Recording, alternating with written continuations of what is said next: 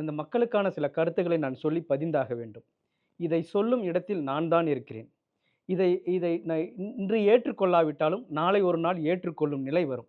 குடியரசு இதழை நானே எழுதி, நானே அச்சிட்டு, நானே படித்துக் கொள்ளும் நிலைக்கு போனாலும், அதை வெளியிட வேண்டியது என்னுடைய கடமைன்னு எழுதியிருப்பார். ஒரு கிழவனுக்கு எவ்வளோ தன்னம்பிக்கை, எவ்வளோ ஒரு சமூகத்தின் மேல ஒரு ஒரு ஒரு ஆக்ரோஷமான ஒரு அக்கறை இருந்திருந்தா, அத நான் செஞ்சே ஆவண்டான்னு 90 வயசுல ஒருத்தர் நின்றுப்பாரு. இந்த ஆளு இந்த வயசுலலாம் ஓடும்போது நமக்கு என்னடா அப்படிங்கிற ஒரு தன்னம்பிக்கைய அப்ப இருந்தே எனக்கு குடுத்தவர் பெரியார்.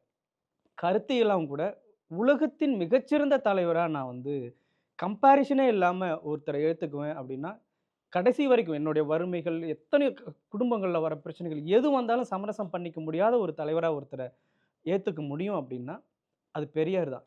எல்லா தலைவர்களுமே ஒரு பாதிக்கப்பட்ட சமூகத்தில் இருந்து வந்து அத மீண்டு வரணுங்கிறதுக்காக போராடியிருக்காங்க. அது ஆதிக்க சமூகத்திலிருந்து ஒருத்தர் கிளம்பி வரார். பெண்களுக்கு பேசுறவங்க வந்து பார்த்தா, பெரும்பாலும் பெண்களா இருந்து பாதிக்கப்பட்ட ஒருத்தவங்க வந்து பெண்களுக்கு எதிரா குரல் குடுத்திருப்பாங்க. ஆனா, இவர் ஆண் சமுதாயத்திலிருந்து பெண்களுக்கு எதிரா பேசுறார்.